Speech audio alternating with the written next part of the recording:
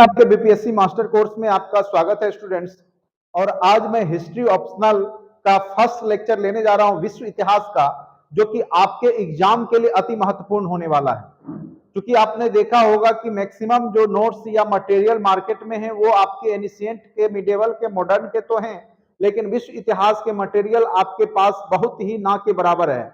और खास करके ऑब्जेक्टिव क्वेश्चंस जहां से आपके प्रश्न एमसीक्यू के प्रकृति में आपके एग्जाम में पूछे जाएंगे, तो आपको समझना होगा कि सबसे पहले किस प्रकार से आप उस टॉपिक को कवर करें कि जिससे कि आपका जब एमसीक्यू में जब बैठे आप ऑप्शनल में तो आसानी से 40% स्कोर कर ले। क्योंकि यह प्रश्न जो ऑप्शनल का जो होगा वो इतना आसान भी नहीं होगा, मॉडरेट टू टफ प्रकृति के होंगे। क्वालिफाइंग है लेकिन आपके 40 नंबर भी लाना वहां पे मुश्किल होगा, इसीलिए इसको हल्के में नहीं लेंगे। पूरा एनिशिएंट, मिडेवल, मॉडर्न और विश्व इतिहास के थ्योरी के साथ साथ ऑब्जेक्टिव का प्रैक्टिस करके जाएंगे। और आपने देखा होगा कि किस प्रकार से बीपीएससी इनमें से कोई नहीं या एक से अधिक ऑप्शन देके आपको फंसाता है। तो हो सकता है वह ऑप्शन आपके जो है ऑप्शनल सब्जेक्ट में भी इनमें से कोई नहीं या एक से अधिक आपको दिखाई देगा, लेकिन हम दोनों प्रकार के प्रकृति को रखते हुए हमने अपना जो ऑब्जेक्टिव क्वेश्चन का सेट बनाया है। और उसके लिए आपको कुछ नहीं करना है कि आप मेरे चैनल को आप सब्सक्राइब कर लें, आपको लगातार वीडियो मिलता रहेगा, साथ साथ आपको टेस्ट लिंक भी दिया जाएगा। अगर आप पीडीएफ नोट्स चाहते हैं तो आपको बस क्या करना है, ऐप को डाउनलोड करना है और वहां से बाय कर लेना है। मात्र 1500 में पूरा कोर्स आपके GS1, GS2 और हिस्ट्री ऑप्शनल के और निबंध, और साथ साथ आपको मैं इंटरव्यू भी करवाऊंगा। इसीलिए आप लोग अगर भरोसा नहीं है तो आप प्रीवियस वीडियो देखे, 67 के वीडियो को देख करके तब आप जा करके बाय करें। ऐसा नहीं मैं बोल रहा हूं कि अभी आपने वीडियो देखा और बाय कर ले, पहले आप हमारे चैनल को देखें और सारे वीडियो मटेरियल को देखें और आप एनालाइज करें क्या 67 में हमारे पढ़ाए हुए सारे प्रश्न आए थे या नहीं आए थे, तो आप अंदाजा लगाएंगे और उसके बाद आप बाय करेंगे। चलिए, आज का जो टॉपिक होगा वो होगा विश्व इतिहास। विश्व इतिहास हम इसलिए पढ़ाने जा रहे हैं क्योंकि आपके हिस्ट्री ऑप्शनल में विश्व इतिहास के बहुत सारे टॉपिक हैं जो कि प्रश्न पूछे जाते हैं। जब मेंस पहले था तो 2 प्रश्न यहां से लिखना होता था, लेकिन अब आपको लिखना नहीं है बल्कि आपके मल्टीपल चॉइस क्वेश्चंस पूछे जाएंगे। लेकिन यहां का आप वेटेज सोच सकते हैं कम से कम 20 to 30 प्रश्न वर्ल्ड हिस्ट्री के रहेंगे। मुझे लगता है कि हर एक सेक्शन से ज्यादा इस सेक्शन के प्रश्न आपके एग्जाम में पूछे जा सकते हैं, क्योंकि उन्हें पता है कि आप किस पोर्शन पे कमजोर हो सकते हैं और कहां से वो जो है ज्यादा हो सकते हैं। इसीलिए हमने सबसे पहले एमसीक्यू के रूप में हमने विश्व इतिहास से शुरू किया है। सबसे पहले मैं आज थ्योरी पढ़ाऊंगा और थ्योरी में भी यूरोप का इतिहास समझाऊंगा। उसके बाद हम जो है नेक्स्ट वीडियो में मल्टीपल चॉइस क्वेश्चन, या इसी वीडियो के लास्ट में हम मल्टीपल चॉइस क्वेश्चन को देखेंगे जो कि लगभग 50 के आसपास होगा, जो कि इसी टॉपिक से रिलेटेड होंगे। ठीक है, तो आपको मैं 3 स्तर पे पढ़ाऊंगा। सबसे पहले स्तर पे मैं आपको थ्योरी पढ़ाऊंगा, सेकेंड स्तर पे मैं आपको ऑब्जेक्टिव करवाऊंगा और थर्ड स्तर पे मैं आपको ऑनलाइन टेस्ट का लिंक दूंगा जो कि आप खुद टेस्ट करेंगे। ठीक है, ये सारा जो है आपको फ्री में अवेलेबल है। बस आपको अगर कोर्स लेना है पीडीएफ के लिए तो आप कोर्स हमारे ज्वाइन कर सकते हैं। चलिए, आज का जो टॉपिक है वो है आपका विश्व इतिहास, सॉरी यूरोप का इतिहास। विश्व इतिहास, यूरोप का इतिहास ही विश्व इतिहास है। आप अगर गौर से देखेंगे तो हम लोग यूरोप के इतिहास को ही मेन रूप से विश्व इतिहास के अंतर्गत पढ़ते हैं। और हम कहां से शुरू करते हैं तो भौगोलिक खोज। भौगोलिक खोज के बाद हम लोग क्या पढ़ेंगे, पुनर्जागरण। पुनर्जागरण जब यूरोप में होगा उसके बाद हम लोग क्या पढ़ेंगे, धर्म सुधार आंदोलन। धर्म सुधार आंदोलन होगा, उसके बाद क्या होगा वहां पे वाणिज्यवाद, सामंतवाद का समापन होगा, वाणिज्यवाद आएगा। वाणिज्यवाद जब आएगा तो औद्योगिक क्रांति आएगा, औद्योगिक क्रांति आएगा तो उससे उपनिवेशवाद आएगा। और उपनिवेशवाद का इतिहास, यूरोप के उपनिवेशवाद का इतिहास ही तो विश्व इतिहास है जिसका कि हम लोग आज पढ़ाई करने वाले हैं। तो बहुत ही आसानी से आप इसको समझ सकते हैं, बशर्ते आप टोटल जितना भी मैं आपको सुनाऊंगा बशर्ते ध्यान से उसको सुनिए, क्योंकि ऑब्जेक्टिव प्रश्न यहीं से बनेंगे आपके। ठीक है, चलिए सबसे पहले हम शुरुआत करते हैं कि सबसे पहले अंधकारमय युग। यूरोप का अंधकारमय युग, कब से कब तक का काल को अंधकार युग कहा जाता है और क्यों कहा जाता है। ठीक है, ऐसी बात नहीं है कि यूरोप में जो है अंधकार युग से पहले कोई युग नहीं था। अंधकार युग से पहले भी वहां का प्राचीन काल था, आरंभ से 5वीं सदी तक।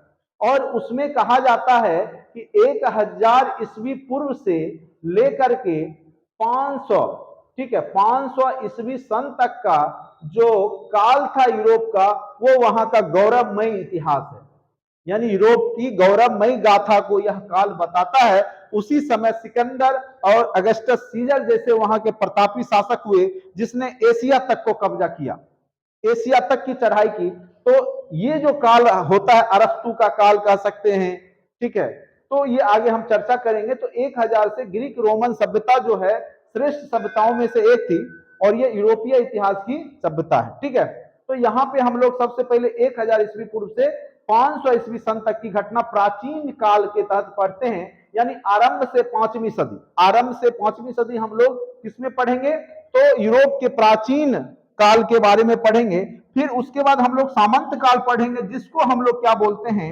हम लोग इसी को बोलते हैं क्या? तो अंधकारमय युग। इसी को यूरोप के सामंती काल को, जो फ्यूडलिज्म आ जाता है, और वहां पे जो है एक शासक वर्ग के साथ साथ एक दूसरा वर्ग की उत्पत्ति हो जाती है, जो सामंत कहलाते हैं, जो कि एक कह सकते बंद अर्थव्यवस्था के रूप में जाना जाता है। तो यह अंधकार में युग आ जाता है 5वीं से 14वीं सदी। उसके बाद आप देखेंगे 15वीं सदी से आपका आधुनिक काल पुनर्जागरण के बाद ही स्टार्ट हो जाता है। 1453 में कस्तिनतुनिया का जो पतन होता है, पुनर्जागरण के कारणों में से एक है। उसके बाद जो है आप देखेंगे जब फिर से जागना, पुनर्जागरण का क्या अर्थ होता है? फिर से जागना। जब यूरोपवासी अपने पुरानिक जो ग्रीक रोमन सभ्यता थी उसके बारे में जब जानते हैं कि हम कितने कला संस्कृति सभ्यता में आगे थे, और फिर वह पुनर्जागृत होते हैं, फिर से जागते हैं। रेनेसा भी उसको बोलते हैं इंग्लिश में, ठीक है। तो फ्रेंच शब्द है इसे, तो रेनेसा फिर से जागना। तो ये लोग 15वीं सदी में 1453 के बाद ही जागते हैं। उसके बाद आप देखेंगे कि ये लोग भौगोलिक खोज करते हैं। भौगोलिक खोज में सबसे ज्यादा योगदान यूरोप के देशों का है, खास करके पुर्तगाल, स्पेन, और उधर के ही देश जो है आप पूरे एशिया का खोज करेंगे, अफ्रीका महादेश का खोज करेंगे, तो उसके बारे में भी हम लोग यहाँ पे पढ़ने वाले हैं, ठीक है। चलिए, तो सबसे पहले हम लोग अंधकारमय युग को पढ़ेंगे कि अंधकारमय युग कब से कब तक के काल को कहते हैं। तो अभी हमने बताया 5वीं से 14वीं सदी का काल क्या था? आपका अंधकारमय युग था। अब प्रारंभिक यूरोप का इतिहास क्या है वो आप देखिए, लिखा हुआ है, ग्रीक रोमन सभ्यता वास्तव में यूरोप की पहली व्यवस्थित सभ्यता थी, जिसका काल क्या है? 1000 ईस्वी पूर्व से लेकर के ग्रीक रोमन सभ्यता के रूप में दिखाई पड़ता है। इसका काल 1000 ईस्वी पूर्व से 500 ईस्वी पूर्व रहा, ईस्वी सन रहा, सॉरी, 1000 ईस्वी पूर्व से कहां तक पहुंच गया? 500 ईस्वी सन, ठीक है। इस सभ्यता की चर्चा इसलिए होती है कि इसमें जो राजनीतिक, सांस्कृतिक और बौद्धिक विकास हुआ, वह आगे आने वाले यूरोपीय सभ्यता के लिए एक आदर्श के रूप में, ठीक है, आदर्श के रूप में आगे आने वाली यूरोपीय सभ्यता के आदर्श और प्रेरणा के रूप में, या तो आप लिख सकते स्रोत बनी। उदाहरण स्वरूप इस काल में सिकंदर और अगस्टस सीजर जैसे साम्राज्यवादी हुए। तो आप कह सकते हैं कि ग्रीक रोमन काल से ही संबंधित हैं अगस्टस और कौन? सिकंदर। और आप जानते होंगे कि सिकंदर भारत पे भी आक्रमण किया था, और उसने भारत के उत्तर पश्चिम क्षेत्र को भी विजिट किया था, ठीक है। तो यानी जो रोमन साम्राज्य था, जो यूनान का शासक हुआ करता था ग्रीक का, उसने एशिया तक को अपने कब्जे में ले लिया, ठीक है। उसके बाद हम लोग पढ़ेंगे, यहाँ पे वही चीज लिखा हुआ है, साम्राज्य के इस विशाल स्वरूप ने आगे चल करके ब्रिटेन, फ्रांस आदि यूरोपीय देशों को प्रेरित किया। साथ ही इस सभ्यता के दौरान एथेंस और स्पार्टा का नाम आप सुना होगा। सबसे पहले लोकतंत्र की संकल्पना यहीं पे एथेंस और स्पार्टा में ही देखने को मिलती है, ठीक है। जैसे नगर राज्यों में गणतंत्र की संरचना दिखाई पड़ती है, ऐसे इससे भी पहले जो है हमारे देश में लक्ष्मी, जो आप पढ़े होंगे महाजनपद के रूप में, लक्ष्मी में यहाँ पे हो चुका था, बज्जी और लक्ष्मी में, ठीक है। इससे भी लोकतांत्रिक संदर्भों में यूरोपवासी प्रेरित होते हैं, ठीक है। तो यहां से आप कह सकते हैं कि अगर यूरोप में सबसे पहले लोकतांत्रिक प्रक्रिया कहां आया, तो एथेंस और स्पार्टा। और एक एक लाइन से आपके प्रश्न पूछे जा सकते हैं। इसीलिए आप हर एक प्रश्न के जो लाइन है, जो हमारा थ्योरी का सेक्शन है, उसको आप अच्छे से समझने का प्रयास कीजिए।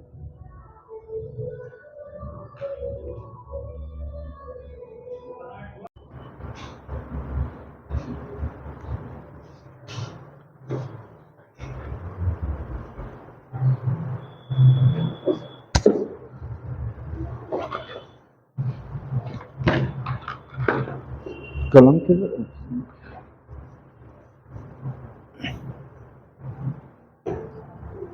तो यहां आपने देखा कि किस प्रकार से एथेंस और स्पार्टा पूरे यूरोपीय इतिहास में सबसे पहले लोकतांत्रिक देश के रूप में या लोकतांत्रिक राज्यों के रूप में जाना गया। चलिए उसके बाद हम लोग आगे पढ़ते हैं।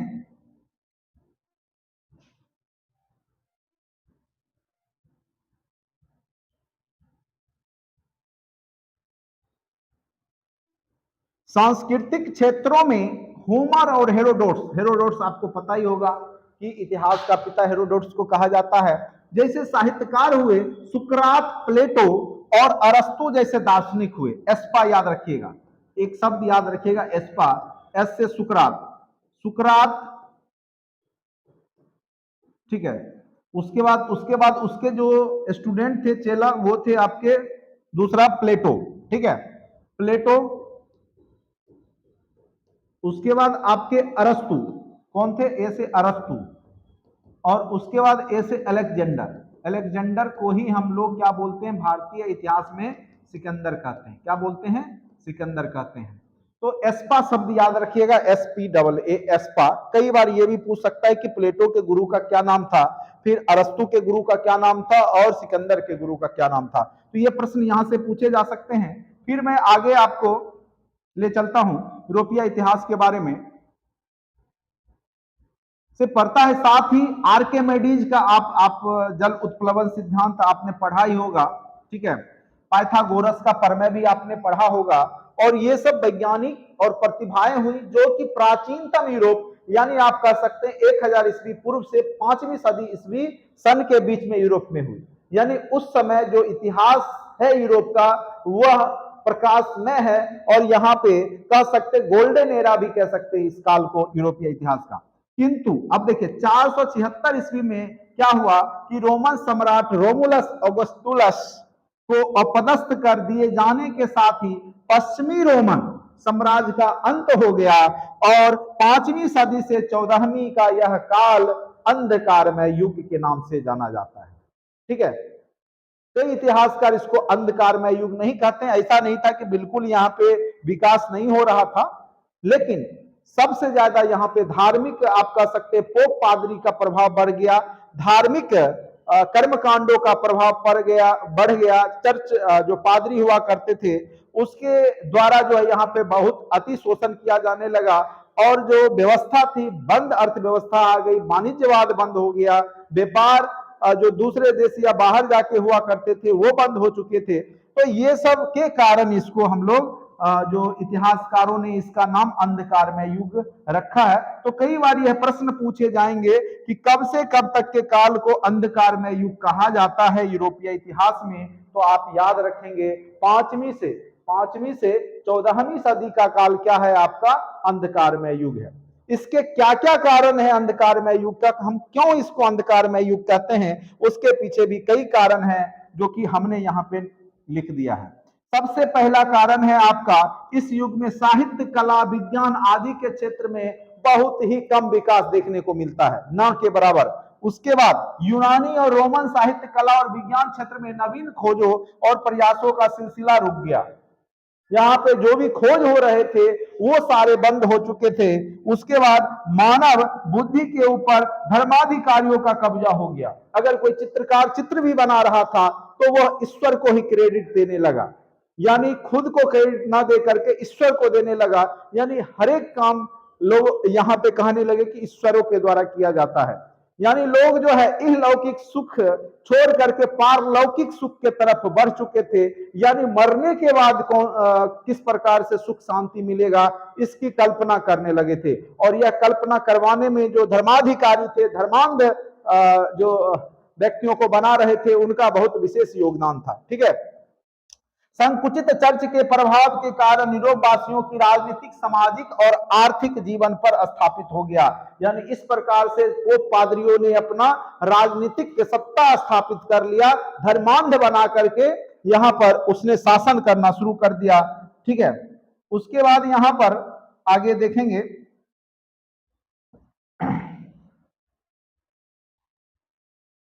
सब कुछ धर्म के धूरी के इर्द गिर्द घूमने लगा।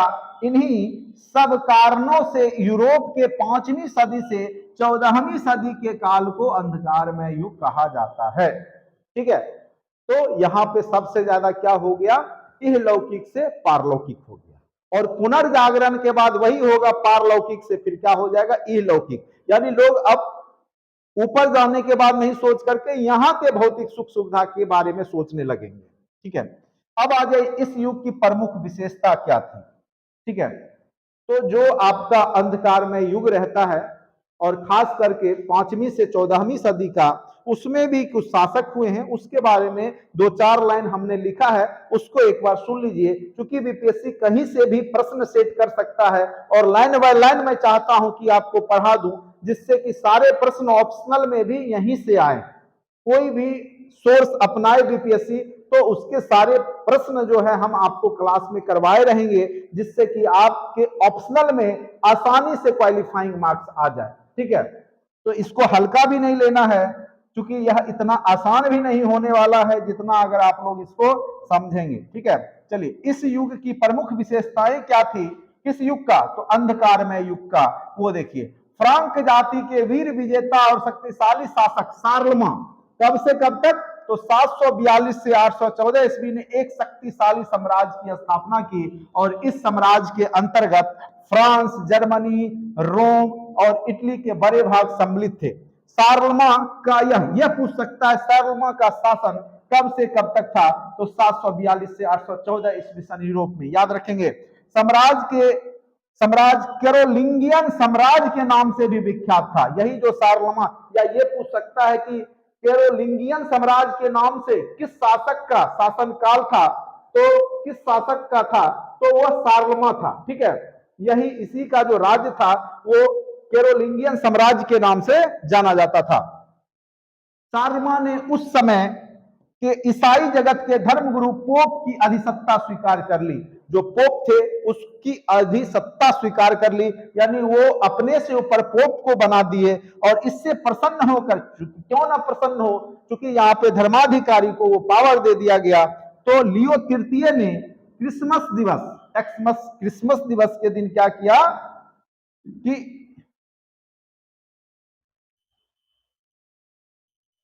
800 ईस्वी को शार्लमा को सम्राट के रूप में, अब देखिए ताली बजेगा तो दोनों हाथ से बजेगा, तो यहां पे क्या किया गया, 800 ईस्वी को शार्लमा को सम्राट के रूप में मान्यता देकर उसे राज मुकुट प्रदान किया गया, और इस घटना के पश्चात कैरोलियन साम्राज्य पवित्र रोमन साम्राज्य के रूप में विख्यात हो गया। तो लियो तृतीय ने राज मुकुट दिया, किसको दिया, तो शार्लमा को दिया। ठीक है, और उसके बाद ही कैरोलिंगियन जो साम्राज्य था शार्लमा का, वह पवित्र रोमन साम्राज्य कहा जाने लगा। तो यहां से भी प्रश्न पूछा जा सकता है कि पवित्र रोमन साम्राज्य का पुराना नाम क्या था, तो कैरोलिंगियन साम्राज्य। ठीक है, तो एक एक लाइन से प्रश्न बन सकता है। उसके बाद हम लोग आते हैं नेक्स्ट,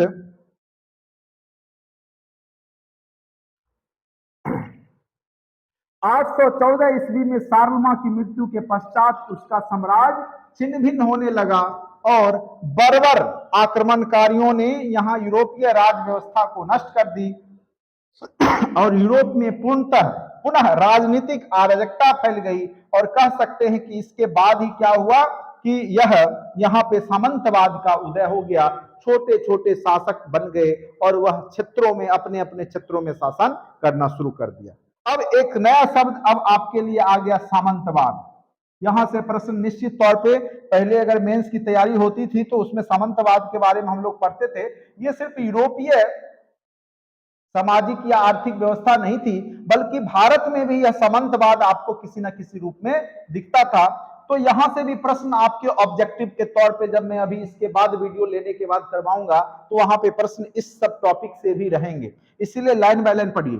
सामंतवाद कृषि और भूमि पर आधारित, अगर पूछेगा कि सामंतवाद किस पे आधारित व्यवस्था है तो कृषि और भूमि पे आधारित एक मध्ययुगीन व्यवस्था थी। क्योंकि यह मध्ययुगीन इतिहास पढ़ रहे हैं, यूरोप का अंधकारमय युग, और इस व्यवस्था में समस्त भूमि का मालिक राजा होता था। यह भी पूछ सकता है कि सामंती व्यवस्था में समस्त भूमि का मालिक कौन हुआ करता था, तो समस्त भूमि का मालिक राजा हुआ करता था और उसके नीचे पदानुक्रम से अनेक सामंत होते थे, जैसे ड्यूक, अर्ल, बैरन, नाइट इत्यादि सामंत सुरक्षित मेना गढ़ी में रहते थे। और ये सब जो सामंत होते थे वो खास करके अपना एक अलग से किला बना करके सुरक्षित जगहों पे रहते थे। यूरोप में यह व्यवस्था पुनर्जागरण के पूर्व तक चलता रहा, यानी जब तक फिर से रेनेसा शब्द नहीं आया, पुनर्जागृत नहीं हुए कस्तितूनिया के पतन के पश्चात, तब तक कह सकते हैं कि वहां पे सामंतवादी व्यवस्था ही बनी रही। ठीक है, इस व्यवस्था के क्या क्या परिणाम आए वो देखिए। वर्ग विभेद बढ़ा, स्वाभाविक सी बात है, भारत में भी अगर आप देखेंगे तो सामंतवाद के यही सब विशेषताएं देखने को मिलती है कि इससे क्या होता है, वर्ग विभेद बढ़ता है और ऊंच नीच गरीब अमीर के बीच में खाइयां बढ़ती है। एक ऐसा वर्ग होगा जो दूसरे वर्ग को शोषण करना चाहेगा, दूसरे को दास बनाना चाहेगा, उससे बेगारी खटवाना चाहेगा, और वह वर्ग सामंतवादी वर्ग जो है यहाँ पे क्या करेगा, वर्ग विभेद बढ़ाएगा, शोषण की प्रक्रिया बढ़ाएगा, आर्थिक अवनीति होगी, और दूसरा व्यापारी अगर उसके क्षेत्र में आएगा तो उसको व्यापार करने नहीं देगा, बिल्कुल क्लोज कर देगा।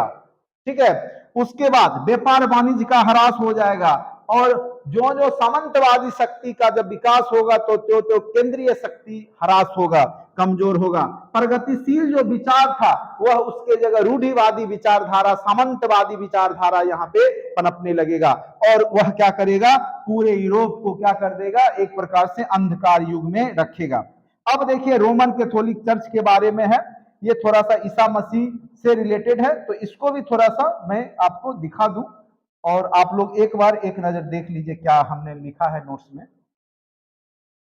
क्योंकि देखिए कौन सा प्रश्न किस रूप में दिख जाए कहना मुश्किल है, क्योंकि सबके लिए यह नया चीज है, खास करके बीपीएससी एक्सपेरिमेंट के दौर से गुजर रहा है, तो हमें कोई भी कमी 68 के लिए छोड़ के नहीं जाना है। ठीक है, याद रखेंगे। लगभग 2000 ईस्वी पूर्व में रोम के सम्राट, क्या नाम था, ऑगस्टस सीजर, और के शासन काल में जूडिया के बेथलेहम, कई बार पूछेगा कि जीसस क्राइस्ट का जन्म कहां हुआ था, तो बेथलेहम में। ठीक है, क्राइस्ट ने एक नए धर्म का उपदेश दिया और कालांतर में, ठीक है, तो ये भी याद रखिएगा कहां पे उन्होंने सबसे पहले उपदेश दिया, तो बेथलेहम, जगह का नाम कहां है, जूडिया के बेथलेहम में उन्होंने सबसे पहला अपना उपदेश दिया, धर्म का उपदेश दिया। कालांतर में यह धर्म ईसाई धर्म के नाम से विख्यात हुआ और अपने उदार और सर्वग्राह्य उपदेशों के कारण यह धर्म शीघ्र ही व्यापक बन गया, समस्त यूरोप इसके प्रभाव में आ गया। रोमन सम्राट कॉन्स्टेंटाइन ने 324 ईस्वी में ईसाई धर्म को रोम का राजधर्म घोषित कर दिया। ठीक है, क्या किया, किसने किया, तो यह भी प्रश्न पूछा जा सकता है, किसने, रोमन, ठीक है, आ गया। और रोमन सम्राट कॉन्स्टेंटाइन ने 324 ईस्वी में, कब, तो 324 ईस्वी में ईसाई धर्म को रोम का राजधर्म घोषित कर दिया और अनेक चर्च स्थापित हुए। वहां का पोप समस्त ईसाई जगत का धर्म गुरु बन गया। धीरे धीरे पोप की सत्ता बढ़ी और इनका राजनीतिक प्रभाव भी बढ़ता गया। और कालांतर में क्या होगा कि कालांतर में चर्च शोषण और विलासिता का केंद्र बन गया, पादरियों और पोप का नैतिक पतन हो गया, सच्चाई और सादगी के स्थान पर रोमन चर्च कट्टरपंथियों का केंद्र बन गया। इस प्रकार इसने यूरोप को अंधकार के गर्त में धकेल दिया। ठीक है, तो शुरुआत तो ईसा मसीह ने किया पॉजिटिव विचारों के साथ, लेकिन जो ये बाद में आगे चल के पोप पादरी हुए, इसने क्या किया कि पूरा सत्ता अपने हाथ में कब्जा कर लिया। ठीक है, उसके बाद हम लोग आगे आते हैं।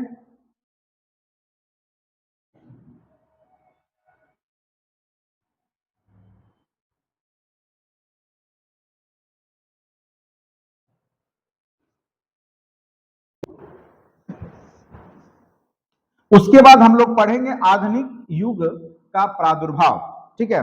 और आधुनिक युग कब से कब तक यूरोप का युग है, तो 14वीं 15वीं सदी के बाद का जो युग है यूरोप का, वो आपका आधुनिक युग है। यानी पुनर्जागरण से उस युग की शुरुआत हो जाती है यूरोप में। तो 1453 के बाद जो है, तो यहाँ पे आप देख रहे होंगे लिखा है 15वीं से 16वीं सदी से यूरोप में मध्य युग का अंत एवं आधुनिक युग का शुरुआत हुआ। और आधुनिक युग के प्रादुर्भाव में निम्नलिखित कारकों ने निम्नलिखित कह सकते हैं कि अहम भूमिका निभाया। तो सबसे पहले हम लोग पढ़ेंगे पुनर्जागरण, फिर से जागना, ठीक है। उसके बाद आपका धर्म सुधार आंदोलन होगा, जब लोग जागेंगे, इहलौकिक सोच पारलौकिक के जगह इहलौकिक होगा। पहले जो था पहले मानो तब जानो, अब क्या हो जाएगा, पहले जानो तब मानो वाला विचार पुनर्जागरण से आएगा। उसके बाद मार्टिन लूथर यहाँ पे धर्म सुधार करेंगे, जर्मनी से शुरुआत होती है धर्म सुधार आंदोलन की। उसके बाद जब धर्म सुधार होगा तो जो नए राष्ट्र राज्य बनेंगे, तो उसने धर्म पोप पादरियों के सत्ता का खंडन किया और नए राष्ट्र राज्यों का उदय होगा। उसके बाद जब नए राष्ट्र राज्य का उदय होगा तो एक मध्यम वर्ग का उदय होगा और वह भौगोलिक खोज करेगा। और भौगोलिक खोज करने के बाद क्या होगा कि जब यातायात के साधन से जब व्यापार बढ़ेगा, जो यूरोप के लोग हैं वो अपने प्राचीनतम इतिहास को पढ़ेंगे और जानेंगे कि हम एशिया अफ्रीका में व्यापार करते थे, तो फिर से वह भौगोलिक खोज के माध्यम से व्यापार का रास्ता खोज लेंगे, यानी समुद्री मार्ग का, और व्यापार करना शुरू करेंगे। उसके बाद क्या होगा, उससे क्या होगा कि उद्योग धंधे का वहां पे बदलाव आएगा, सामाजिक स्ट्रक्चर में बदलाव आएगा, उद्योग धंधे बहुत ज्यादा देखने को मिलेगा। उसके बाद यूरोप में औद्योगिक क्रांति आ जाएगी, ज्यादा से ज्यादा उद्योग धंधे खुलने लगेंगे, नए नए वैज्ञानिक आविष्कार उसके बाद देखने को मिलेगा, ठीक है। और यही आविष्कार जो है आगे चल करके, ठीक है, एक आधुनिक युग का शुरुआत कर देगा। फिर उसके बाद क्या होगा, उपनिवेशवाद आ जाएगा, क्योंकि ये सारे जो देश होंगे यूरोपीय, वो चाहेंगे कि अफ्रीका और एशिया में हम अपना उपनिवेशिक स्थिति कायम करें, जिससे उनका ज्यादा से ज्यादा वहां से कच्चे माल को खरीदें और ज्यादा से ज्यादा धनी मनी हो। कौन नहीं चाहता है कि बहुत कम समय में हम धनी मनी और ऐश्वर्य प्राप्ति कर ले। तो ये इच्छा इनकी भी थी, ठीक है, यूरोपीय वासियों की भी थी। अब आते हैं यहां पर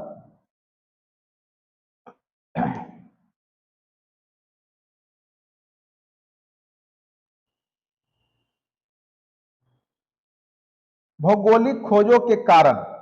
अब भौगोलिक खोज क्यों हुआ, यहां से निश्चित तौर पे आपके प्रश्न ऑब्जेक्टिव के तौर पे पूछे जाएंगे कि भौगोलिक खोज आखिर हुआ क्यों। देखिए, सबसे पहले यूरोपीय लोगों का जो एशिया में आवागमन होता था वो स्थल मार्ग से होता था। लेकिन जब तुर्की मुसलमानों का, इस्लाम धर्म के लोगों का धर्म युद्ध के बाद जब ईसाई धर्म हार जाता है, तो वहां पे ईसाई लोगों का जो कब्जा था उसके जगह पे वहां पे क्या हो जाता है, इस्लामिक लोगों का, मुस्लिमों का कब्जा हो जाता है, इस्लाम मानने वालों का। तो वो लोग अपने से हो करके रास्ता व्यापार करने के लिए यूरोपीय लोगों को नहीं देते हैं, जिस माध्यम से, जिस कारण से ये लोग व्यापार पहले जो है बंद हो जाता है। फिर जब इनकी आर्थिक स्थिति चरमराती है यूरोप की, तो ये लोग व्यापार करने का सोचते हैं। और उसमें आप देखिएगा कि पुर्तगाल के जो राजा रहते हैं वहां के, हेनरी द नेविगेटर या नाविक हेनरी बोलते हैं उनको, उनका बहुत बड़ा योगदान होता है। क्योंकि पुर्तगाल और स्पेन क्या है कि समुद्र के किनारे बसा हुआ एक देश है, तो वहां से क्या हुआ कि वहां के राजा ने सपोर्ट किया और वहां से जो है, क्योंकि और भी चीज खोजे जा चुके थे, खास करके दिशा सूचक यंत्र, जिससे कि दिशा का पता चल जाता था। भूमध्य सागरीय जलमार्ग पर तुर्कों का अधिकार भी आपको पहले ही हमने बता दिया। उसके बाद देखिए, और भी भौगोलिक खोज के कारक थे। हल्के जहाज भी बनाए जाने लगे, जिससे कि वह दूरी तय कर सके ज्यादा से ज्यादा। 14वीं सदी का आर्थिक संकट, यूरोप में 14वीं सदी में एक भयानक आर्थिक संकट आया था। इस आर्थिक संकट ने वहां के लोगों में भूखमरी ला दिया था, जिस कारण से वो लोग व्यापार करके फिर अपनी पुनः स्थिति प्राप्त करना चाह रहे थे। और यहाँ पे उन्होंने भौगोलिक खोज को बढ़ावा दिया, यानी बिजनेस व्यापार करने के लिए। उसके बाद दूसरा उद्देश्य ईसाई धर्म का भी प्रचार करना उनका उद्देश्य था। वो केवल मसालों का ही व्यापार नहीं करते थे, बल्कि साथ साथ जब वो एशिया या अफ्रीका गए तो वहां पे वो अपने धर्म प्रचार, ईसाई धर्म का भी प्रचार कर रहे थे। उसके बाद स्पेन और पुर्तगाल की भौगोलिक स्थिति, और हमने बताया कि पुर्तगाल के जो राजा थे, राजकुमार हेनरी, वो बहुत ज्यादा इसमें इंटरेस्टेड थे, भौगोलिक खोज में, नेविगेटर थे, नाविक थे। और यहाँ पे उनके कारण ही आप देखेंगे कि 1492 ईस्वी में 1492 ईस्वी में स्पेन का निवासी कोलंबस ने अमेरिका का खोज किया। फिर 1498 में पुर्तगाली, जिसका नाम था वास्को डिगामा, वह भारत तक पहुंचा था। वास्को डिगामा, कहा जाता है कि यह जो निकला था कोलंबस, वो भारतीय महाद्वीप की खोज करने ही निकला था, लेकिन गलती से यह कहां पहुंच गया था, तो वह अमेरिका पहुंच गया था, दक्षिणी अमेरिकी देश। धर्म युद्ध और स्पेन की पुनर्विजय, तो यहाँ पे जब धर्म युद्ध हुआ तो फिर से यहाँ पे एक धर्म युद्ध ईसाई और जो है इस्लाम के बीच में हुआ, तो उस कारण से तो हुआ ही था, साथ साथ यहाँ स्पेन का पुनर्विजय हुआ, राष्ट्र राज्यों का उत्कर्ष हुआ, उदय हुआ, जिसने व्यापारियों को सपोर्ट किया। उसके बाद लोगों को मानसून के बारे में जानकारी हो गई और कंपटीशन की भावना, कौतूहल की भावना आ गई, क्योंकि एशिया जैसे देशों में आकर के वो 60 गुना मुनाफा कमा रहे थे। यहां से अगर 1 केजी मसाला ले जाते थे 1 रुपया में, तो वहां 60 रुपया में बिक जाता था, यानी 60 गुना फायदा उनको होने लगा था। तो क्यों ना वो व्यापार के लिए भौगोलिक खोज को बढ़ावा देते। ठीक है, तो ये सब रीजन था, चूंकि सबको चाहिए ऐश्वर्य, सबको चाहिए धन दौलत, तो इन लोगों का जो है इच्छा भी जो है इनको भौगोलिक खोज करने के लिए मजबूर किया। ठीक है, उसके बाद परिणाम क्या होंगे, इसके परिणाम क्या होंगे, देखिए परिणाम होगा व्यापार वाणिज्य का विकास होगा, स्वाभाविक सी बात है। मुद्रा व्यवस्था का विकास होगा, क्योंकि वह उतना दूर से एशिया तो सामान ला नहीं सकते थे, तो मुद्रा के रूप में सोना चांदी हीरा जवाहरात लाते होंगे, और वहीं से आपका मुद्रा का विकास हो गया। जो समुद्र के किनारे बसे हुए जगह होंगे वह व्यापारिक नगरों के रूप में परिवर्तित हो गए होंगे। बैंकिंग व्यवस्था आ गई होगी व्यापार वाणिज्य के कारण। वाणिज्यवाद का विकास होगा। वाणिज्यवाद का और व्यापारिक दोनों में अंतर है। वाणिज्यवाद जब राजाओं के संरक्षण में व्यापार हो उसको कहते हैं, याद रखेंगे। ठीक है, तो वाणिज्यवाद का विकास, उपनिवेशवाद का भी विकास, आगे चल के वो अफ्रीका में, भारत में, दक्षिण एशियाई देशों में अपना उपनिवेश बनाना शुरू करेंगे। वहां पे धीरे धीरे वो लोग शासन भी करने लगेंगे और वहां से सस्ते कच्चे माल ले जाकर के यूरोप में बेचना शुरू कर देंगे। ठीक है, उसके बाद जो है ईसाई धर्म और पश्चिमी सभ्यता का प्रसार। उसके बाद ये लोग दास व्यापार शुरू कर देते। महादेश में बहुत गरीबी ज्यादा, ये लोग वहां से पकड़, ये जानने का प्रयास करेंगे कि कौन सा खोज, किस जगह का खोज किसने किया है। तो सबसे पहले यहाँ पे पुर्तगाल के राजकुमार को ही हम लेंगे, हेनरी, नाविक हेनरी के नाम से भी जाने जाते हैं। 1415 ईस्वी में 1415 ईस्वी में पश्चिम अफ्रीका का जो सिहटा क्षेत्र है उसकी खोज किया था इन्होंने। तो अगर पूछे पश्चिमी अफ्रीका की खोज किसने किया था, तो पुर्तगाल के ही राजकुमार थे, उनका नाम था हेनरी, उन्होंने किया था। ठीक है, अब नेक्स्ट आते हैं, अब देखिए बार्थोलोम्यू डियाज ने 1486 ईस्वी में क्या चीज का खोज किया, उत्तमाशा अंतरिक्ष, केप ऑफ गुड, इसी रास्ते से जो है वास्को डिगामा भारत पहुंचे थे, और इसका खोज किसने किया था, बार्थोलोम्यू डियाज ने। तो ये भी प्रश्न अति महत्वपूर्ण है, वीवीआई प्रश्न है, यहां से पूछे जा सकते हैं। वास्को डिगामा ये तो सभी लोग को पता ही है, 1498 ईस्वी में कालीकट पहुंचे थे और वहां के राजा जमोरिन ने उनका स्वागत भी किया था। एक केब्राल नाम है, 1500 ईस्वी में ब्राजील की खोज किया था, केब्राल से ही ब्राजील बना। कोलंबस जो कि स्पेन वासी थे, ये भी पूछा जा सकता है कि कोलंबस कहाँ के थे, तो स्पेन वासी थे, और 1492 ईस्वी में इन्होंने अमेरिका की खोज की। ठीक है, और वह नई दुनिया के नाम से जाना जाता था। किस दुनिया से, नई दुनिया, क्योंकि इसके बारे में पहले से यूरोपीय लोगों को जानकारी नहीं थी। मैगलन यह पहला व्यक्ति है जिसने पूरे विश्व को यानी नाव से कह सकते हैं, जहाज से पूरा चक्कर लगाया था। और फिलिपाइन द्वीप है, उसका जो है खोज भी इसी ने किया था, मसालों वाले द्वीप का, फिलिपाइन द्वीप का खोज किसने किया था? तो आप मैगलन को याद रखिएगा। तो पूरे विश्व का चक्कर लगाने वाला प्रथम व्यक्ति मैगलन है, ये भी प्रश्न पूछे जा सकते हैं। उसके बाद जैन कैवेट इंग्लैंड के थे और इन्होंने 1497 में न्यू फाउंडलैंड की खोज की। कॉर्टेस जो कि 1519 ईस्वी में मैक्सिको जो दक्षिण अमेरिकी देश है उसकी खोज किया। कार्टियर ने 1534 ईस्वी में कनाडा की खोज की। और कैप्टन कुक अति महत्वपूर्ण है, जिसमें मैं टिक लगा रहा हूं, वो ज्यादा संभावना है पूछने का, 1770 ईस्वी में ऑस्ट्रेलिया और न्यूजीलैंड की खोज किया था कैप्टन कुक ने, ठीक है। और 16वीं शताब्दी तक लगभग समस्त दुनिया की जानकारी यूरोप को हो चुकी थी। यानी 16वीं सदी के अंत जाते जाते पूरे यूरोप वासियों को पूरे समस्त दुनिया की जानकारी हो चुकी थी। अब हम क्या करेंगे, इसके लास्ट में अब ऑब्जेक्टिव सेशन लेंगे और फिर मैं आपको डिस्क्रिप्शन बॉक्स में एक लिंक दूंगा और वह आप लिंक जा करके आप ओपन करके वहां पे टेस्ट भी दे सकते हैं। क्योंकि मैं अब आपको ऑब्जेक्टिव करवा देता हूं, उसके बाद आप लोग क्या करेंगे कि उस पर आप टेस्ट देंगे और आप देखेंगे कि पढ़ाने के बाद आपको कितना स्कोर हो रहा है। फिर आप क्या करेंगे कि मेरा वीडियो देख करके उसका सोल्यूशन देख लेंगे। चलिए मैं स्टार्ट करता हूं कि जो हमारे द्वारा जो क्वेश्चन सेट किया गया है वो कौन कौन सा है। चलिए, तो सबसे पहले मैं क्लीन कर दूं और उसके बाद मैं यहां से एग्जिट होता हूं। चलिए, और लगा लें, उसके बाद आप क्या करेंगे कि इसको देखेंगे, ठीक है। पहले अभी आप वीडियो को पॉज कर लीजिए, मेरा लिंक है आपको डिस्क्रिप्शन बॉक्स में दे दिया गया है, उसको खोलिए, पहले टेस्ट लगा लीजिए, उसके बाद आप ये वीडियो देखिएगा, ठीक है। तब आपको तब पता चलेगा कहाँ आपने गलतियां की। और फिर एक बार फिर से आप, मैं 2 चांस दूंगा टेस्ट देने का, 2 बार आप इस लिंक को खोल करके टेस्ट दे सकते हैं, ठीक है। तो सबसे पहला प्रश्न है आपका कि इंग्लैंड में धर्म सुधार आंदोलन का अग्रदूत किसे माना जाता है? तो पहला ऑप्शन है मार्टिन लूथर। क्या मार्टिन लूथर को माना जाता है? तो बिल्कुल नहीं, क्योंकि ये जर्मनी के थे। कहाँ के थे? जर्मनी के थे, धर्म सुधार आंदोलन से जुड़े हुए हैं, इंग्लैंड के तो नहीं, तो पहले काट दिए। जेम्स बॉन्ड, ये भी आपके धर्म सुधार से जुड़े हुए नहीं थे। अब एक ऑप्शन बचा आपके पास, जॉन विक्लिफ, ठीक है।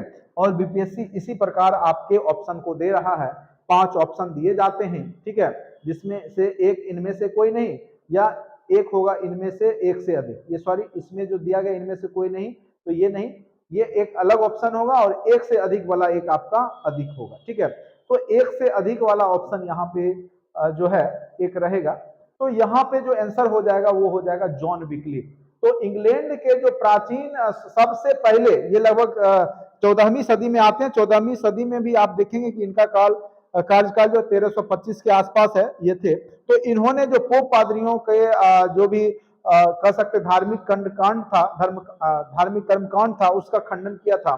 तो उनके द्वारा कहा जाता था जो हम लोग मदिरा सेवन करते हैं या कुछ भी, तो उसी से शरीर का निर्माण होता है। तो इस प्रकार से उन्होंने जो है एक सिद्धांत का यहाँ पर विरोध किया था, ठीक है। तो सबसे पहले इंग्लैंड में धर्म सुधार आंदोलन का अग्रदूत माना जाता है किसको? तो जॉन विक्लिफ को आप याद रखेंगे, ठीक है। उसके बाद हम लोग आते हैं नेक्स्ट प्रश्न पे।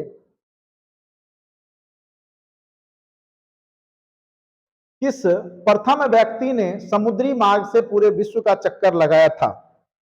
अब आप ऑप्शन देखिए, सबसे पहला है आपका कोलंबस। तो कोलंबस ने तो अमेरिका की खोज की 1492 ईस्वी में। क्रिस्टोफर, ये भी नहीं है। इसका आंसर क्या हो जाएगा? मैगलन। मैगलन अभी हमने थ्योरी में बताया था, सर्वप्रथम पूरे विश्व का चक्कर लगाने वाला अगर कोई व्यक्ति था तो वो था मैगलन, ठीक है। तो इनमें से कोई नहीं, और ये ऑप्शन थोड़ा एक्स्ट्रा पड़ गया है, आगे से यह सुधार कर दिया जाएगा पीडीएफ में, ठीक है। चलिए नेक्स्ट प्रश्न पे आते हैं हम लोग और देखते हैं कि नेक्स्ट प्रश्न क्या है। आप लोग भी पॉज करके भी बना करके देख सकते हैं। किस वर्ष उस्मानी तुर्कों ने पूर्वी रोमन साम्राज्य या बिजेंटाइन साम्राज्य पर अधिकार कर लिया? ठीक है, तो यहां पर देखिए क्या क्या ऑप्शन आपको दिख रहा है। तो ऑप्शन के सहारे पहले बनाने का प्रयास कीजिए। 1456, 1830, 1453। और आपको पता होगा कि तुर्कों का शासन जो हुआ था तब कस्तितुनिया का पतन हुआ था, तो 1453 ईस्वी। इसीलिए ये जो तुर्की उस्मानी वंश का जो बेजेंटाइन साम्राज्य पे अधिकार हुआ था वह 1453 ईस्वी में हुआ था, ठीक है। तो ये आपने देखा। फिर मैं नेक्स्ट पेज पे आता हूं। टोटल लगभग 40 क्वेश्चन में अभी आपको करवाऊंगा। तो आप लोग कम से कम ऑब्जेक्टिव प्रश्न का जो लिंक दिया गया है उसको फिर से एक बार बनाने का जरूर प्रयास करेंगे, जिससे कि आपके एग्जाम में आपको मदद मिल जाए। ठीक है।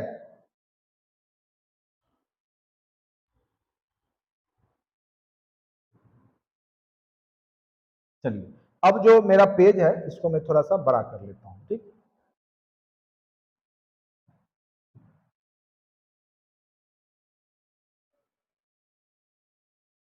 पहला प्रश्न है आपका, the prose of the folly नामक पुस्तक के रचना किसने की? पुस्तक का नाम है द प्रोज। ठीक है। तो the prose of the folly, बहुत ही मॉडरेट टू टफ प्रश्न आपके लिए हो जाएगा। तो इसका जो रचना किया था वो हॉलैंड के थे, इरास्मस, इन्होंने किया था, याद रखेंगे। मार्टिन लूथर ने 95 थीसिस आपने पढ़ा होगा, जर्मनी के थे, उन्होंने किया था। जॉन विक्लिफ अभी हमने बताया था इंग्लैंड से जुड़े हुए थे, और वो सबसे पहले वहां के धर्म सुधारक में से जाने जाते हैं। और इनको दफनाने के बाद फिर से निकाल करके जलाया गया था। ठीक है। और इरास्मस, ठीक है, इसका एग्जैक्ट आंसर आपका हो जाएगा इरास्मस, हॉलैंड के थे, और इन्होंने ही the prose of the folly नामक पुस्तक की रचना की थी। यह बीबीआई कह सकते हैं, और इस तरह के प्रश्न बीपीएससी अब पूछने का संभावना ज्यादा है। द 95 थीसिस, अभी हमने बार बार इसका चर्चा किया कि द 95 थीसिस किसके द्वारा लिखा गया है, तो आप लोग को पता चल ही गया है कि द 95 थीसिस किसके द्वारा है। तो अब देखिए ऑप्शन पे ध्यान दीजिए, अब आपको ऑप्शन में भी फंसाया जा सकता है। जैसे अब देखिए सबसे पहला ऑप्शन क्या दिया गया, मार्टिन लूथर न दे करके मार्टिन लूथर किंग दे दिया गया, ये गलत हो गया, और 95% स्टूडेंट इसको सही मार के आ जाएंगे। ठीक है। मार्टिन ज्वेंगली ये भी नहीं है, जॉन विक्लिफ भी नहीं है, तो इसका आंसर क्या हो जाएगा, इनमें से कोई नहीं। आंसर क्या हो जाएगा, इनमें से कोई नहीं। और बीपीएससी इसी प्रकार से आपको प्रश्न में फंसा रहा है।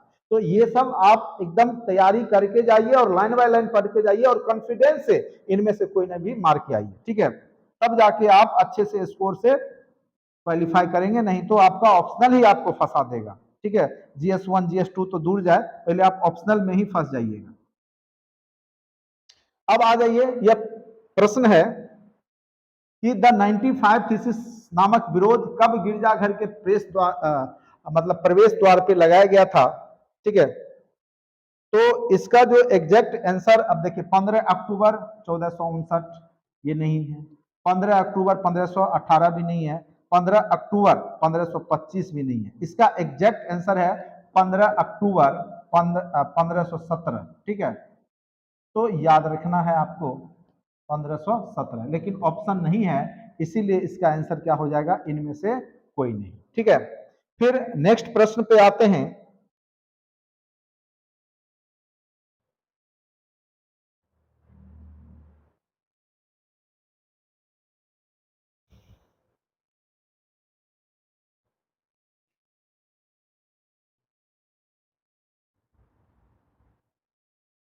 तो यहाँ पे प्रश्न जो है, एंग्लिकन चर्च की स्थापना किसने की थी? तो मार्टिन लूथर ने नहीं किया था, प्रोटेस्टेंट का किया था, ज्विंगली ने भी नहीं किया था, महारानी एलिजाबेथ इसका एग्जैक्ट आंसर हो जाएगा। नेक्स्ट प्रश्न है, किस तिथि को वास्को डिगामा कालीकट पहुंचा था? एकदम तिथि पूछ रहा है। अब देखिए इसमें ऑप्शन क्या क्या है, 20 मार्च 1498, 20 मई 1498, 16 मई 1498, इनमें से कोई नहीं, या एक से अधिक। देखिए कितना कंफ्यूज करेगा आपको। तो एग्जैक्ट डेट याद रखिएगा, 20 मई 1498 होगा। इसका एग्जैक्ट आंसर क्या हो जाएगा आपका, 20 मई 1498।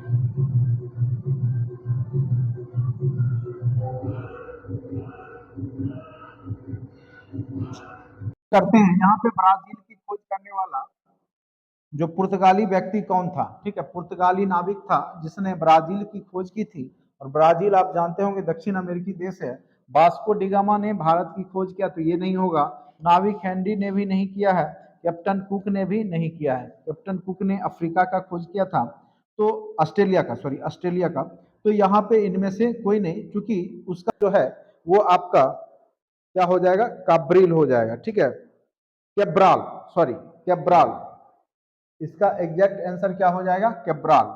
तो ब्राजील की खोज करने वाला पुर्तगाली नाविक कौन था? तो इनमें से कोई नहीं इसका आंसर है, उसका नाम था कैब्राल, जिसने ब्राजील का खोज किया था।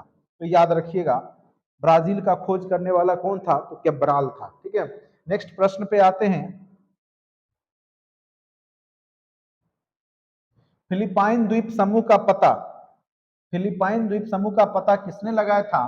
तो कार्लसन ने नहीं लगाया था, मैगलन। इसी ने जो पूरा विश्व का चक्कर भी लगाया है, तो मैगलन ने ही फिलिपाइन द्वीप का भी पता लगाया था।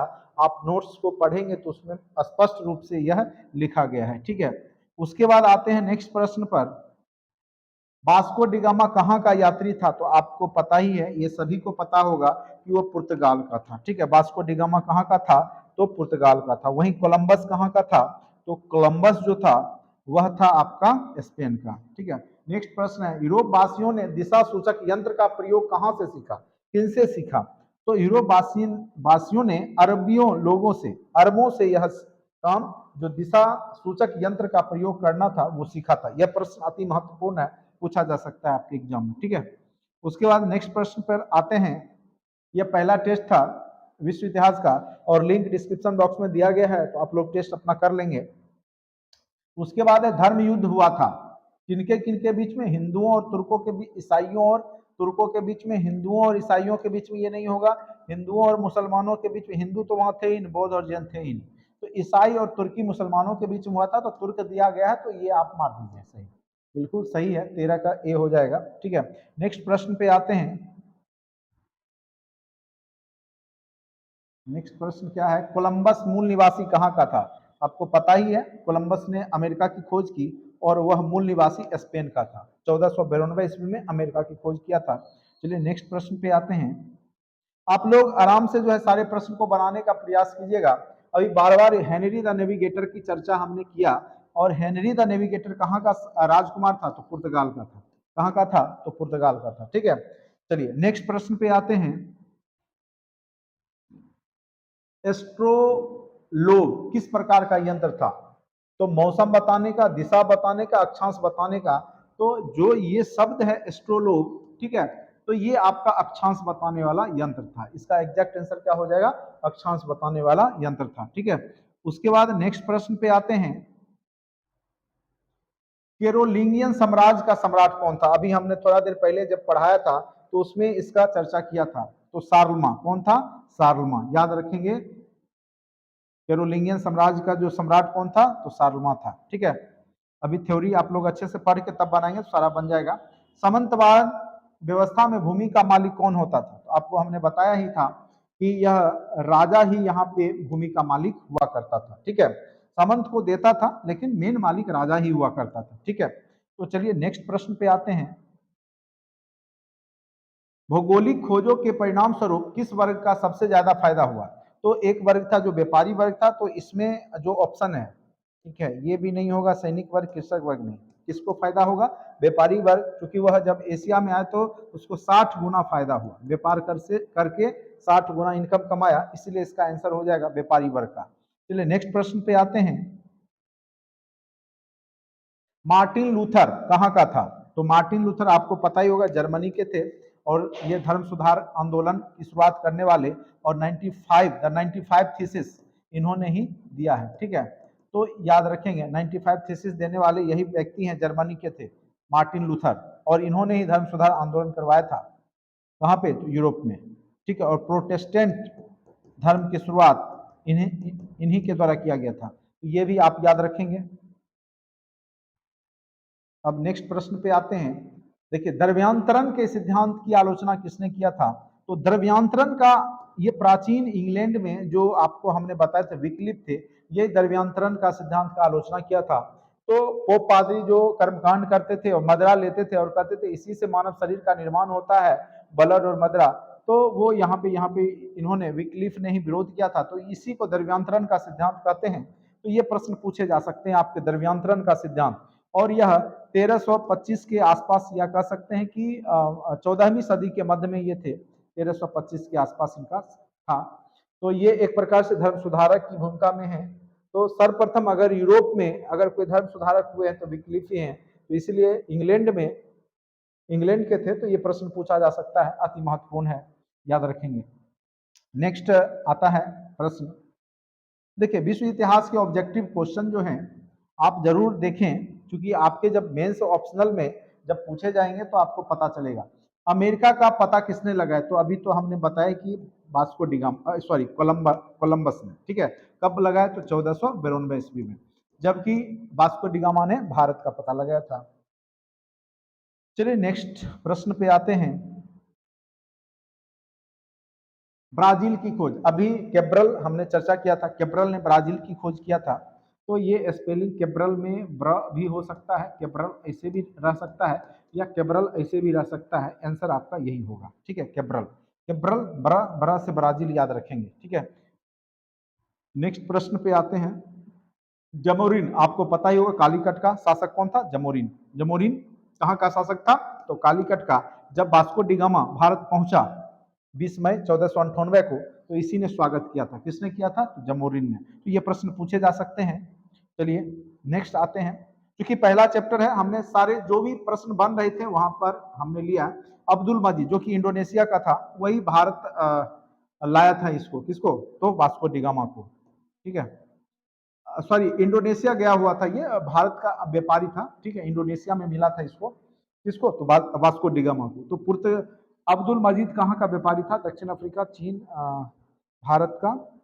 तो इसका एग्जैक्ट आंसर हो जाएगा अब्दुल मजीद भारत का था। कहाँ का था? भारत का ही वासी था, ठीक है। थोड़ा सा इसमें कंफ्यूज है, चलिए। तो भारत ही इसको मानना है, भारत का ही था, और यही जो है भारत के कालीकट तक उसको लेके आया था, ठीक है। तो ये भी याद रखना है आपको। नेक्स्ट प्रश्न आता है, कैप्टन कुक ने किस देश की, चलिए नेक्स्ट प्रश्न है कि पुनर्जागरण का केंद्र बना। तो आपको पता ही है कि पुनर्जागरण का केंद्र जो इटली रोम बनता है, पुनर्जागरण का केंद्र, क्योंकि जो तुर्क से जो वो कस्तूनिया के पतन के बाद जो भी विद्वान आए वो इटली में आके ठहरे थे, इसीलिए पुनर्जागरण का केंद्र जो बनता है वो इटली बनता है, ठीक है।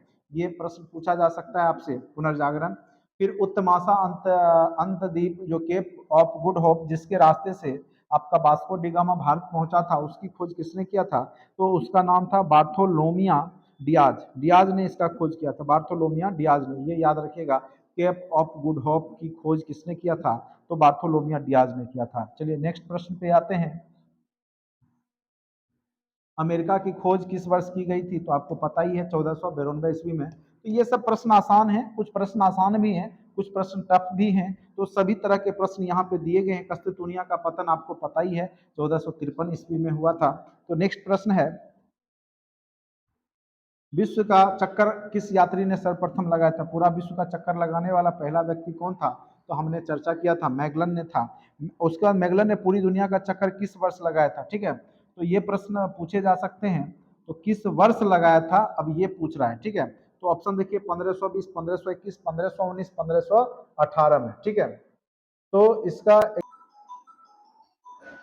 कि मैगलन ने पूरी दुनिया का चक्कर 1519 ईस्वी में लगाया था, ठीक है। तो इसका एग्जैक्ट आंसर ये हो गया। नेक्स्ट प्रश्न पे आते हैं कि वास्को डिगामा ने भारत को किस वर्ष पता लगाया था? तो आपको पता ही है, 1498 ईस्वी में, ठीक है। नेक्स्ट प्रश्न पे आते हैं, वास्को डिगामा को भारत पहुंचने का मार्ग किसने बताया था, ठीक है। तो उस व्यक्ति का क्या नाम था? तो अब्दुल मजीद। क्या नाम था? अब्दुल मजीद। इसी ने भारत पहुंचने का मार्ग इसको बताया था। चलिए नेक्स्ट प्रश्न पे आते हैं, कबलई खां कहाँ का निवासी था? तो ये तो पता ही होगा, कबलई खां चीन का निवासी था, और यहीं पे यह विद्वानों को श्रय देता था। तो यहाँ पे बहुत सारे विद्वान जाकर के रहते थे। तो कबलई खां जो है खास करके विद्वानों को श्रय देने वाला शासक था, और ये चीन का था। कहाँ का था? तो चीन का। नेक्स्ट प्रश्न पे आते हैं,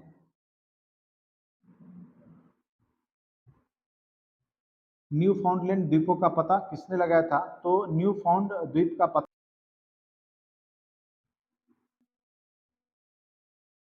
न्यू फाउंडलैंड द्वीप का पता जो लगाया है वो सर जॉन सेबेस्टियन कैबोट ने लगाया है, ठीक है। तो थोड़ा ये सुधार लेंगे। उसके बाद नेक्स्ट प्रश्न है,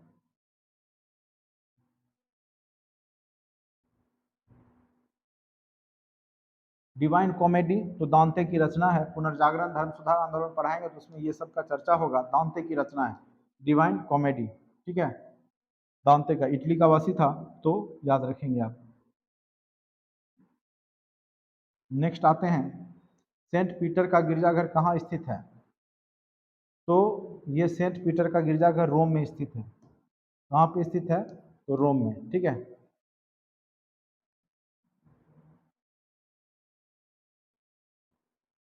चलिए अब आते हैं, गुरुत्वाकर्षण का सिद्धांत किसने प्रतिपादित किया था?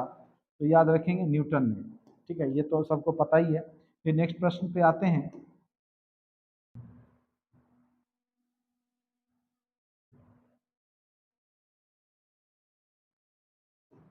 नेक्स्ट प्रश्न है, नए समुद्री मार्ग की खोज से किसके बीच व्यापार संबंध बढ़ा? भारत तथा चीन, भारत और जापान, भारत तथा इंग्लैंड, भारत तथा रोमन साम्राज्य के बीच में। तो नए समुद्री मार्ग से किसका व्यापार बढ़ेगा? तो भारत और रोमन साम्राज्य के बीच में। ठीक है, चलिए नेक्स्ट प्रश्न पे आते हैं, हल्के तथा तेज चलने वाले जहाज कैरावल को किसने बनाया था? तो जापानियों ने, पुर्तगालियों ने। तो सबसे पहले आपको हमने बताया पुर्तगाल का ही जो राजा था हेनरी, वो इस सब में इंटरेस्ट रखता था। तो इसका आंसर हो जाएगा आपका पुर्तगालियों ने। ठीक है, नेक्स्ट प्रश्न है, गैलीलियो किस यंत्र का आविष्कार किया था? तो इसने दूरबीन का आविष्कार किया था। याद रखना है आपको, इसने किसका आविष्कार किया था? तो दूरबीन का आविष्कार किया था। नई दुनिया, फिर है नेक्स्ट प्रश्न, नई दुनिया को किसने ढूंढा? तो आपको पता ही है, नई दुनिया अमेरिका को ही कहा जाता है। इसको ढूंढने वाला व्यक्ति कौन सा था? तो कोलंबस था। ठीक है, चलिए इस प्रकार से आपके सारे प्रश्न हो चुके हैं।